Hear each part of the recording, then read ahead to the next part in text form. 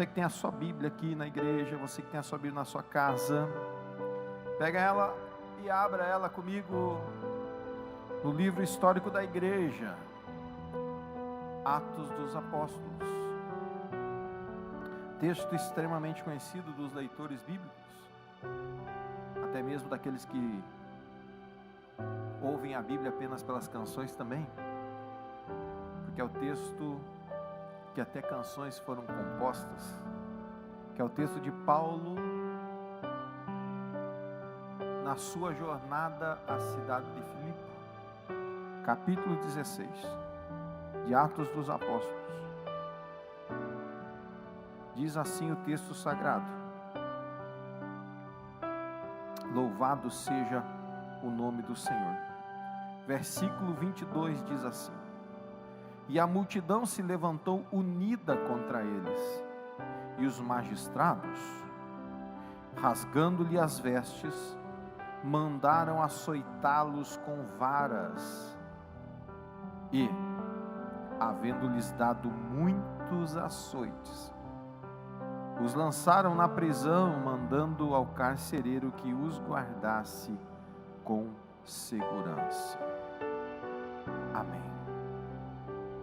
Podeis assentar, queridos irmãos.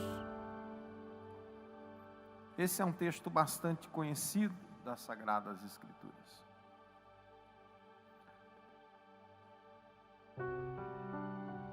Nem sempre para onde Deus nos conduz, e eu gostaria de, nessa noite, ministrar essa palavra, para que no seu coração seja gerada fé. Não só você que está aqui na igreja, mas você que está na sua casa, você que está nos assistindo nessa noite.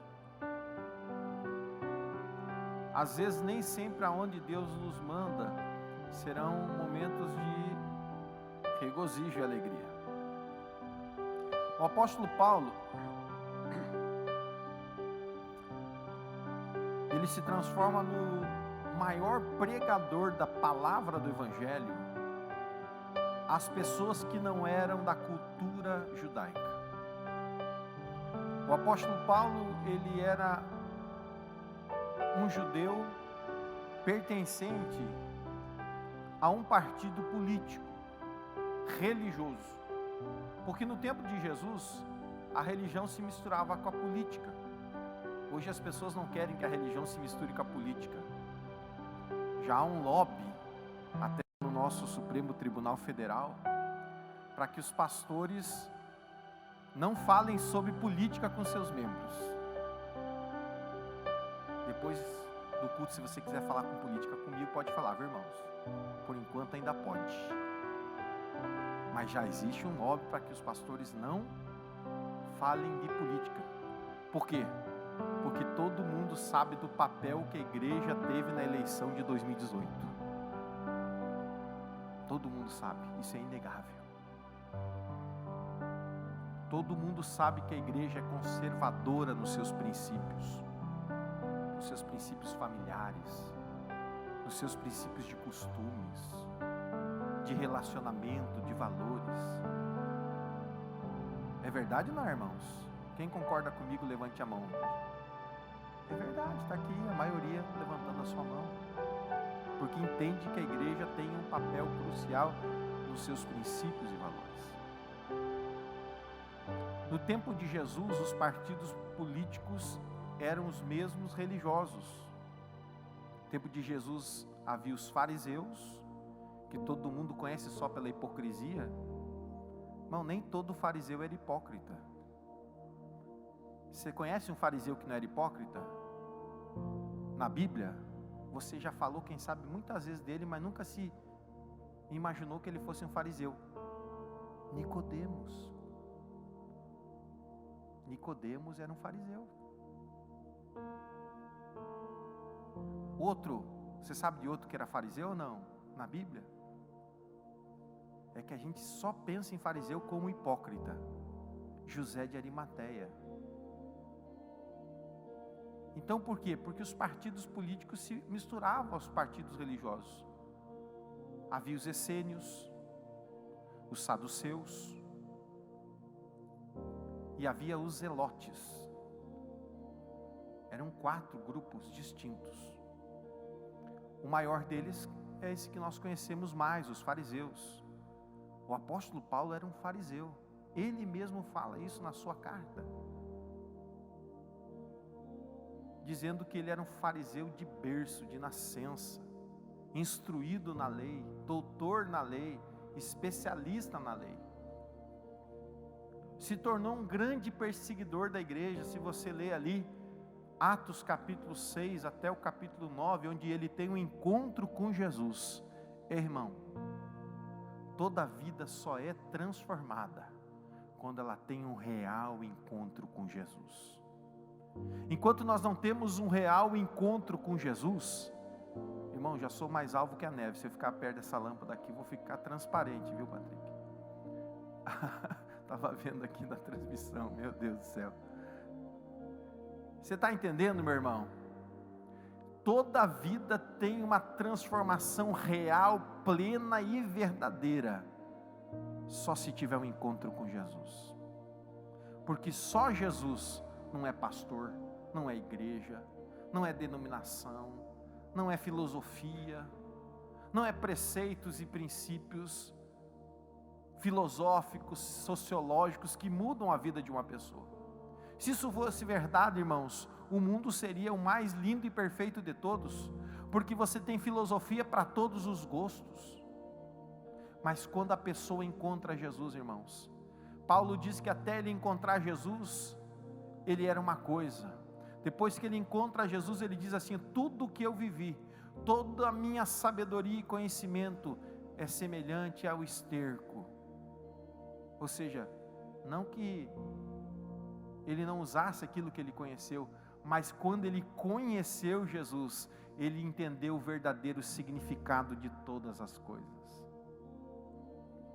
Paulo é transformado então por Jesus, um grande pregador, um ganhador de pessoas que não eram judeus, que não tinham a religiosidade judaica, e Paulo se transforma então no pregador de Cristo, apóstolo do Senhor Jesus aos não-judeus.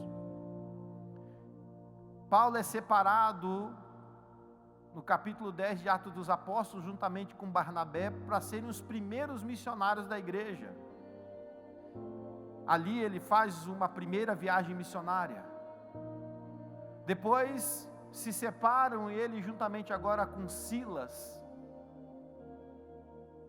Lucas, que se converte durante as viagens missionárias, realizam a viagem missionária, a terceira viagem missionária. Paulo, ele chega ao ápice, vamos dizer assim, do seu ministério, num sentido de agora ter uma igreja. Essa igreja se encontrava na cidade de Troade, que fica ali ao lado da Macedônia, hoje seria a Grécia. Então, de um lado ficava ali a cidade de Troade, na Ásia Menor, do outro lado estava ali a Grécia. E ele estava pastoreando nessa cidade chamada cidade de Troade. Pensa uma cidade boa, irmãos. Todo pastor gostaria de estar lá. Crentes bons, crentes que ajudavam no ministério, onde havia uma liberdade maravilhosa para estar ministrando. Eu tento imaginar o apóstolo Paulo acordando pela manhã, fazendo as suas orações, depois indo ministrar a palavra do Senhor Jesus Cristo. Mas quando ele está numa certa noite, dormindo, a Bíblia diz que ele tem uma visão. Quando a gente pensa que a gente está bem, né? Estou tão bem aqui, para quem vai mexer comigo aqui agora? Estou tão tranquilo aqui, irmã Daniela. Estou tão bem aqui, Sueli, Gilmar, estou tão bem aqui, tranquilo. Estou tão bem aqui, Daniel. Mas vem o Senhor e dá uma visão ao apóstolo Paulo, e ele vê um jovem mancebo, dizendo para ele: atravessa a Macedônia, ou seja, atravessa para a Macedônia, atravessa o mar e ajuda-nos. Talvez se fosse eu, meu irmão, disse assim: isso foi só um sonho. Talvez se fosse você, dizia: é só um sonho. Quem sabe é para mim mandar uma oferta lá para Macedônia? Mas Paulo era um homem diferenciado, ele tinha algo que talvez eu preciso, você precisa, meu irmão, que se chama uma intimidade maior com o Espírito Santo. Eu conversava com o nosso obreiro esses dias, o Antônio, o presbítero Antônio, e nós dizíamos, né? Parece que nós não temos conseguido nesse tempo ouvir a voz de Deus de uma forma objetiva. Parece que é tudo muito subjetivo, né? Ou seja, tudo com muita opinião. Objetivo é assim: isto é pedra, então eu sei que isto é pedra. Agora, quando é subjetivo, eu disse: não, mas pode ser madeira, depende do ponto de vista. Quem entendeu, diga amém. Isso é subjetivo. Mas Paulo não, irmãos. Eu tenho clamado ao Senhor para que o Senhor possa falar conosco mais objetivamente. Que Deus diga: não, isso é pedra, filho. Continua sendo pedra e vai acabar sendo pedra. É que tem tantas vozes nos nossos dias, né, irmãos? E muita voz colorida para o meu gosto. Não sei se eu gosto da coisa muito mais preto no branco, não sei se você notou, né? Eu gosto da coisa mais preto no branco. Diz que preto emagrece, né? Então a gente bota preto. Brincadeira. Mas o apóstolo Paulo era diferente. Paulo era assim. Ele tinha uma intimidade com Deus. E quando ele acorda de manhã, ele olha para os seus companheiros e diz assim: Deus, através do Espírito Santo. Olha que coisa tremenda. Você já pensou você ter um sonho, meu irmão? E você acordar de manhã e dizer assim: o Espírito Santo falou comigo. Irmão, se é o Espírito Santo que falou contigo, então, irmão, fica tranquilo. Vai, porque quem falou sustenta. E o Espírito Santo nos compungiu a irmos para a Macedônia. Macedônia, Grécia, terra de gente que pensa demais, que filosofa tudo, irmãos, que tem Deus para tudo que é tipo, que tem comportamentos distintos, terríveis. E Deus manda ele para lá. Sabe por quê, irmãos? Porque aonde abundou o pecado, diz o apóstolo Paulo, superabundou a graça de Deus, trazendo salvação a todos os homens. Aleluia. Paulo atravessa, pega os seus companheiros, atravessa, começa a obra do Senhor. Ali ele começa a ministrar o evangelho do Senhor Jesus Cristo, e ele ganha a primeira alma para Jesus ali. Oh, glória a Deus. Ele conhece ali uma mulher vendedora de púrpura, chamada Derbe, se não me traz a memória. Não, Lídia, perdão. E ele ali ora por ela, ela se converte, batiza, ela abre a sua casa para se transformar numa igreja. Quem é que faz isso hoje em dia? E ali começa a nascer a grande igreja abençoada na cidade de Filipe. Parece que tudo está encaminhando, mas tem um detalhe. Todos os dias que Paulo ia orar ao Senhor, num lugar de oração, ele passava por uma praça, e nessa praça havia uma moça que tinha um espírito de adivinhação nela. E a Bíblia diz que ela dava muito dinheiro para os seus senhores. E todo dia que Paulo passava por ali, ela levantava a sua voz em meio à multidão. Alguns falam de forma debochada, outros falam que ela apenas se expressava. Só que quem estava falando aquilo, irmãos, não era a moça, era o Espírito que estava agindo através dela. E o apóstolo Paulo recebeu aquilo como uma afronta. E a Bíblia diz que quando ele passou ali, ela afrontou ele. A Bíblia diz que ele se vira para a moça e repreende o espírito sobre a vida daquela moça. E por causa disso ele acaba sendo preso. açoitado, porque ela dava muito lucro para os seus senhores, ela dava tanto dinheiro que ela não era escrava só de um homem, de um senhor. A Bíblia diz senhores. Isso quer dizer que ela valia tanto dinheiro que não era suficiente, uma pessoa não conseguia ser proprietário dela. Olha que coisa tremenda. E o que aconteceu? Quando aquele espírito foi embora, ela parou de dar lucro para os seus senhores. E os seus senhores levantaram uma queixa-crime contra o apóstolo Paulo. E a Bíblia diz que a multidão, irmão, enquanto você faz bem para a multidão te aplaude, a multidão ela te idolatra, a multidão está contigo. Mas quando você faz algo que confronta a multidão, que pisa nos seus calcanhares, que dói nas suas unhas, ou que os constrange a verdade, então a multidão também se levanta contra você.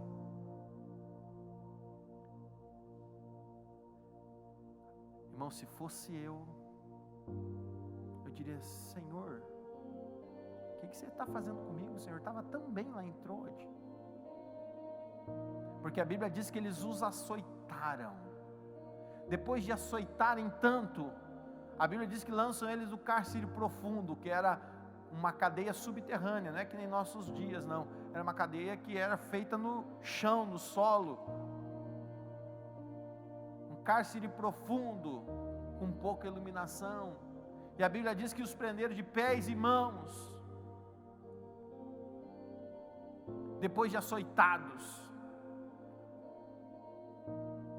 E ali estava Paulo e Silas.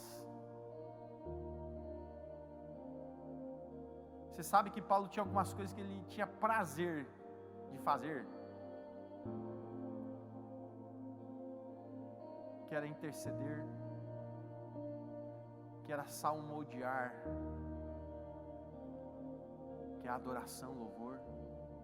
Paulo amava orar ao Senhor. Mas, irmãos, se fosse eu, quem sabe eu diria lá, irmãos, apanhado, surrado, com as costas abertas, eu diria: Senhor, por que você me tirou de Troade? Eu estava tão bem lá. Por que o Senhor me trouxe para Macedônia, Senhor? Era isso que Paulo e Silas estavam fazendo lá? Estavam questionando o Senhor, pelo momento que eles estavam vivendo, pela situação que eles estavam passando. Era isso que Paulo e Silas estavam fazendo naquela noite, depois de terem apanhado por libertar uma moça de um espírito maligno, por trazer a palavra de salvação, que quer dizer boa notícia, mudança, libertação. Era isso o estado do apóstolo Paulo. Mas quando nós olhamos para o texto sagrado, nós vamos ver que eles estavam fazendo o quê? Cantando. Cantando. O texto vai dizer para mim e para você que eles estavam cantando. Eles estavam adorando o Senhor, mesmo em meio à sua circunstância. Eles cantavam, eles oravam. E sabe o que estava acontecendo? Os outros presos estavam ouvindo eles.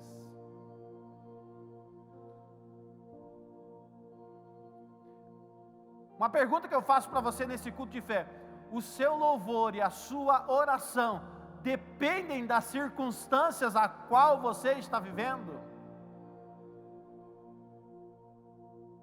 Se Deus permitiu você passar por um estágio pior que o antecessor, você adora ou você murmura? Você reclama da situação? Você sabe o que a palavra murmuração, irmão, significa? Num contexto bem aberto para que você possa entender: reclamar de Deus aos outros. Isso é murmuração. A Bíblia diz que os outros presos estavam ouvindo eles. Você imagina se o apóstolo Paulo estivesse queixoso ao Senhor: Senhor, eu estava tão bem em Troade, o Senhor me tirou de Troade, uma igreja boa, de um povo amável, para me trazer a Macedônia. Eu queria fazer o bem nessa cidade, eu queria pregar o teu evangelho nessa cidade, e Senhor, tu permitiu que eu fosse chicoteado, tu permitiu que eu fosse preso, Senhor, tu permitiu que eu fosse humilhado diante desta cidade, por fazer o bem. Porque quando ainda o cara apanha, sofre por fazer o mal, parece que há um espírito em nós que aceita isso melhor. Você imagina se Paulo tivesse feito isso naquela noite e os outros presos tivessem ouvido isto de Paulo? Isso seria o que, irmãos? Murmuração. Mas ao contrário, a Bíblia diz que os outros presos ouviam ele cantar, os outros presos ouviam orar. Irmão, se ele cantava, quem canta tem um sentimento de agradecimento, de regozijo. Ninguém canta quando está chorando, quando está murmurando, lamentando-se. Alguém canta: eu estou numa tristeza. Não, irmão, ninguém canta quando está triste, a não ser os poetas, que cantam por natureza as suas tristezas e lamúrias. Claro que eu não vou dizer que Paulo estava regozijante, provavelmente estava doendo as suas costas, porque os açoites, irmãos, provavelmente ele apanhou de cana rachada. A cana rachada, quando ela era utilizada para o açoite, a cana rachada, ela tem uma propriedade de, quando ela bate na carne humana, ela abre-se. Então as canas abrem. Quando o algoz puxa a cana faz isso aqui, ó, fecha. Aí você imagina o que faz com a carne do indivíduo. Então provavelmente dilacera e corta. Então Paulo devia estar com as suas costas e Silas abertas, cortadas. Provavelmente eles receberam uma quarentena menos 39 açoites, e ainda estavam cantando e louvando ao Senhor. Aleluia. Irmão, que Deus nos dê a graça de aprender esse mistério, de podermos adorar ao Senhor independentemente das circunstâncias e dos momentos. Aleluias. Você pode ter certeza, irmão, se a situação não é do jeito que você gostaria que fosse, eu tenho certeza que se você for um instrumento de Deus para toda e qualquer circunstância, Deus vai usar esse momento para abençoar a vida de alguém. Como assim, pastor? Se você vê todo esse sofrimento que o apóstolo Paulo passa, meu irmão, Deus tira ele de uma situação de conforto em Troade, Deus faz ele atravessar um mar, para estar na cidade de Filipe, anunciar o evangelho da salvação, e acabar preso. Sabe para quê, irmãos? Para transformar a vida de um homem e da sua família. O que o Senhor está querendo dizer, irmãos? Que todos os nossos momentos da nossa vida, eu quero que você entenda isso. Irmãos, a Bíblia nos compara como árvores plantadas junto a um ribeiro de águas, que dá o seu fruto na estação própria. Ei, vem comigo aqui, irmão, presta atenção. A árvore dá fruto para quê, irmãos? A árvore dá fruto para dois propósitos: para se perpetuar, porque ela gera semente, e para alimentar. Está entendendo o que Deus está falando com você aqui nessa noite? Ninguém produz fruto para si mesmo. A laranjeira não diz assim: olha, eu vou produzir uma laranja para mim comer. A laranjeira produz o fruto para o outro comer. Irmão, você produz fruto para os outros. Você não produz fruto para você. Você produz fruto de vida para dar para os outros. Coma, tenha vida. Aleluia, Jesus. Aleluias. A Bíblia diz que os tempos das aflições presentes não hão de se comparar àquilo que o Senhor tem reservado para aqueles a quem Ele ama. Oh, aleluia. Deus permitiu que o apóstolo Paulo sofresse na carne, para que naquela noite, quando o Senhor, mediante o louvor e a adoração do seu filho, ali que havia apanhado, sofrido, surrado, judiado, como diz o gaúcho, Deus ouve e recebe aquilo como incenso.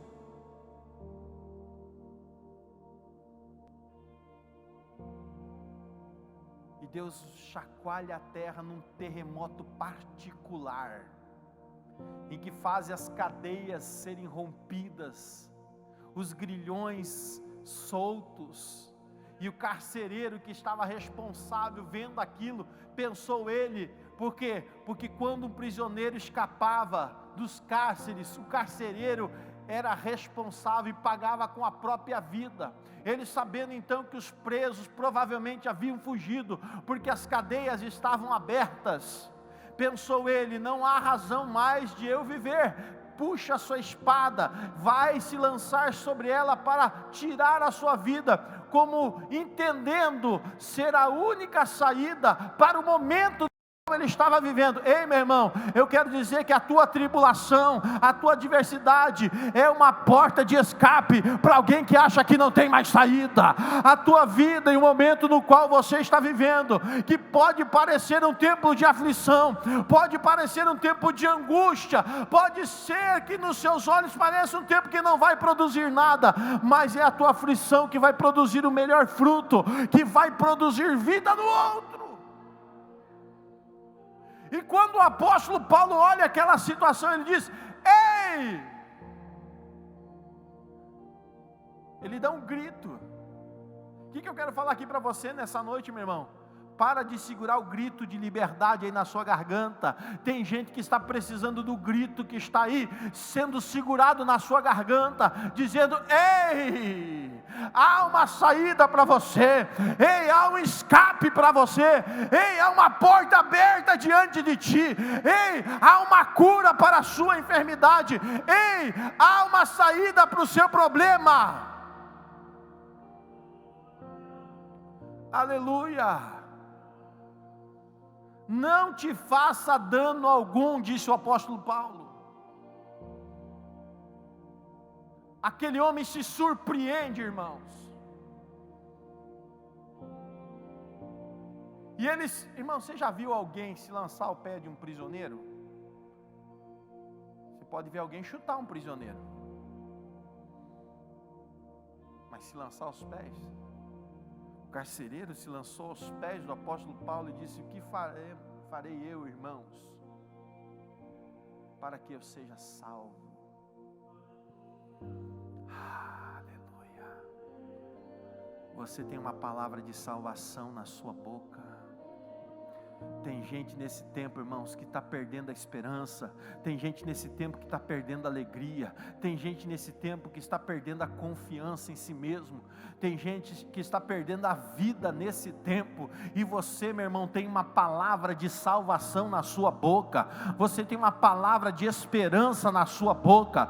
Aleluia, pastor, mas eu também estou precisando. Então receba. Receba em nome do Senhor Jesus Cristo. Aleluia. O apóstolo Paulo brada para aquele homem dizendo assim, ó: crê, acredita, tenha fé no Senhor Jesus Cristo e será salvo tu e tua casa. A promessa é para você e para sua casa. A promessa não é só para mim, a promessa não é só para você, a promessa é para toda a nossa terra, a promessa é para toda a nossa casa, a promessa é para todos quantos creem. Enquanto muitos estão perdendo a esperança, eu quero dizer para você, quem sabe no momento da luta, aflição, dá vontade de desistir, pastor? Dá vontade de parar? Dá, mas nós não somos como aqueles que retrocedem. Tem um grande pregador, irmãos, que talvez você nunca ouviu falar dele. Ele se chama Richard Basters. E ele tem uma frase muito poderosa, ele diz: a cruz precisa ser carregada. Nós não temos liberdade para passar por cima dela, e nem de evitá-la, porque a cruz, irmãos, ela é a garantia da troca pela coroa da vida eterna. Mas aqui Jesus não está falando, quando ele fala aquele versículo extremamente conhecido de todos aqueles que leem a Bíblia: aquele que quer vir após mim, negue-se a si mesmo, tome cada dia a sua cruz e siga-me. Jesus não está falando uma cruz física, como aquele filme antigo que você, talvez, pessoal com mais de 40 anos talvez conheça, O Pagador de Promessas.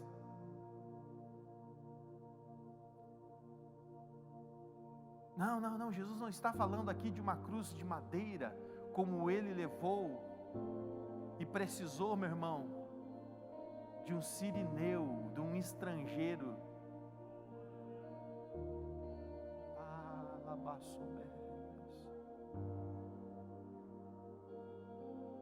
A cruz fala de aflições, a cruz fala de provações, a cruz fala de momentos difíceis que você tem que suportar.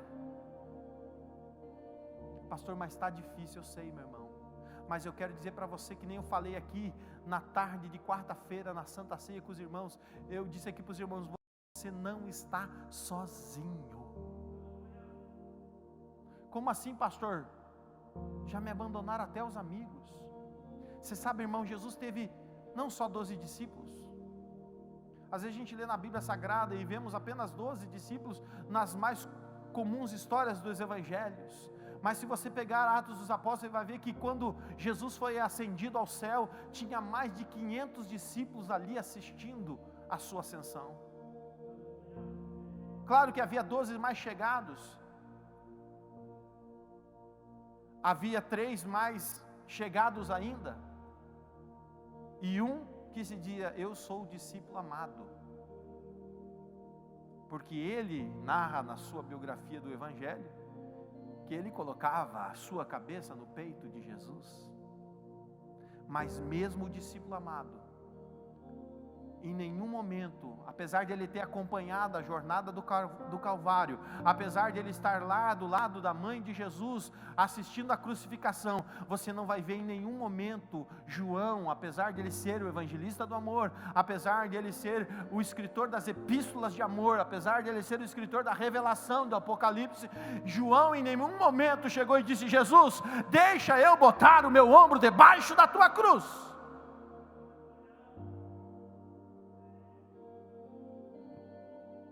Às vezes os nossos amigos não vão colocar o seu ombro debaixo da nossa cruz.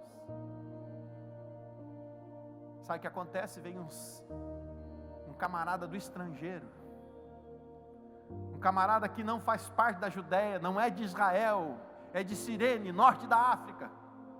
Provavelmente seja alguém que nem o Antônio Jader, um negrão daquele grandalhão. E aí o soldado romano diz para ele: olha, leve a cruz dele. E diz alguns historiadores que depois daquele momento, Cirineu se converte ao Senhor, por entender o sacrifício de Cristo. Os amigos não estavam ali, os discípulos não estavam ali, mas Deus preparou um Cirineu para Jesus.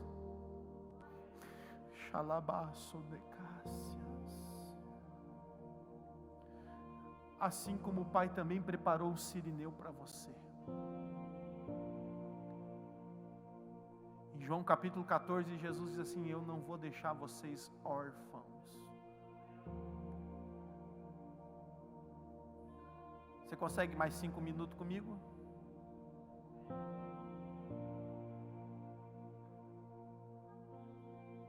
Jesus diz em João 14: eu não vou deixar você órfão.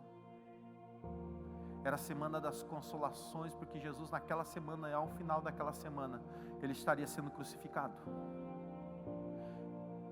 E ele sabia que em pouco tempo Jesus estaria com os seus discípulos.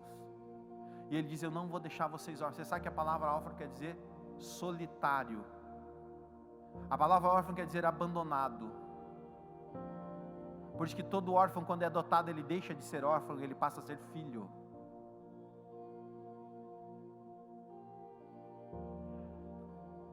Então o que Jesus está dizendo para os seus discípulos? Eu não vou deixar vocês abandonados. Eu não vou deixar vocês sozinhos. Quando eu chegar no céu, eu vou conversar com o Pai. E eu vou pedir para o Pai: Pai, envia o Cirineu aqui do céu. Aleluia. Envia o Espírito Santo. Envia o Consolador. Para que quando eles pensarem que estão sozinhos, o Espírito Santo os console, o Espírito Santo os fortaleça, o Espírito Santo os anime, o Espírito Santo os ajude. Ei, meu irmão, olha para mim aqui, você que está na igreja, você que está em casa, presta atenção. O Espírito Santo é enviado de Jesus, rogado ao Pai, para ajudar você a carregar a sua cruz. Ei, você não vai carregar sozinho, por mais que pareça as circunstâncias, você nunca vai estar só, você não está desamparado. Aleluias. O profeta disse assim, profetizando já acerca do Espírito Santo. Sabe o que o profeta disse? O profeta disse: ainda que o pai e a mãe se esqueça, abandone o seu filho, ou ainda que aquela que amamenta o seu filho nos braços se esqueça dele, eu todavia, o Senhor, nunca, jamais me esquecerei de ti. Coloca uma coisa na tábua do teu coração: você nunca está sozinho. O Cirineu do céu, o Espírito Santo, vai ajudar você a carregar sua cruz. Fique em pé. Quando você achar que a cruz está pesada, quando você achar que não vai aguentar, diz assim: oh meu Cirineu, Espírito Santo, a cruz está pesada, a luta está grande, parece que eu não vou suportar, Senhor, parece que eu não vou aguentar minha cruz. O tempo está difícil, Senhor, as provas estão aí se levantando, eu não estou conseguindo fortalecer a minha fé, eu não estou conseguindo ir à igreja.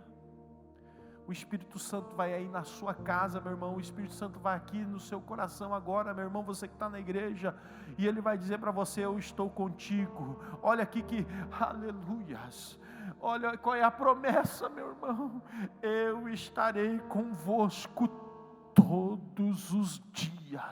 Não é um dia da semana, não é segunda, quartas e sextas, não é janeiro, depois só em março, depois só em maio. Não é só no ano de 2020, 2021, 2020, não, é todos os dias, até a consumação de todas as coisas, ou seja, até o dia que eu tiver que apresentar você, aí eu deixo de ser Cirineu e eu passo o seu Eliezer, que vai apresentar a Rebeca para Isaac, ou seja, eu deixo de ser o Espírito Santo Cirineu e passo o seu Espírito Santo Eliezer, que vai apresentar a noiva para o Cordeiro. Até lá eu estou com você, eu ajudo você a carregar a sua cruz, eu ajudo você a levar a sua cruz, eu ajudo você a suportar as aflições do presente século.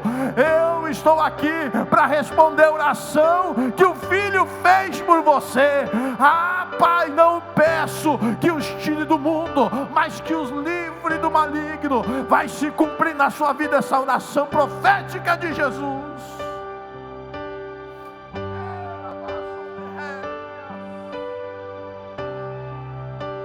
Você que está precisando disso na sua vida, meu irmão, eu não sei qual é a sua aflição, eu não sei se você tem sofrido, se você tem pranteado nesse tempo, chorado nesse tempo as suas amarguras, mas eu quero dizer para você, o Espírito Santo de Deus está aqui, o Espírito Santo de Deus está aí, e se você quer andar com Ele, se você quer ter Ele como seu companheiro para todas as horas, põe a mão sobre o seu coração nesse instante. Eu quero orar por você.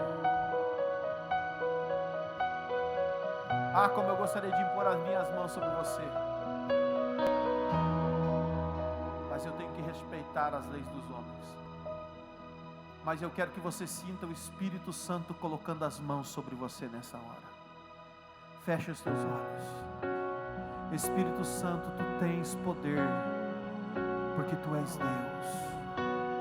Então envolve os teus filhos nesse instante. Ou envolve os teus filhos com a tua presença, envolve os teus filhos com o teu amor. Espírito Santo, renova agora em cada um deles, aqui no templo, em casa, renova neles, renova a alegria, Senhor, renova a força para que eles possam suportar a sua cruz.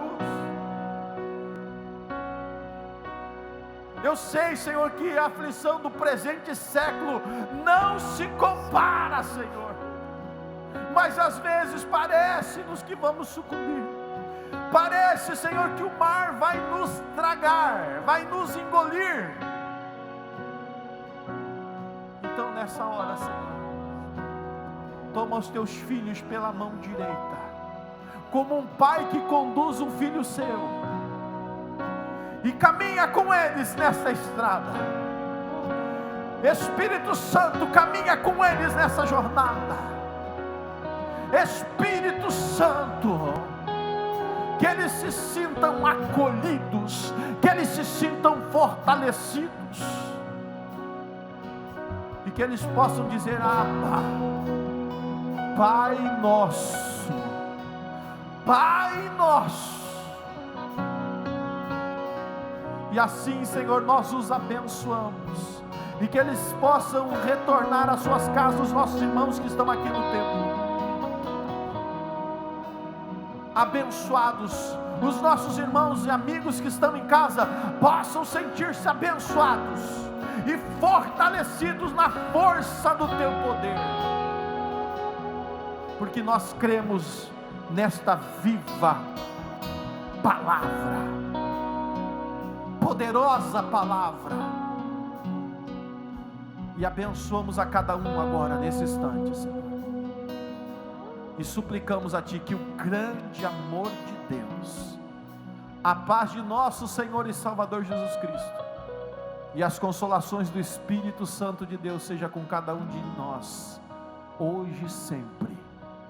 Amém, Jesus.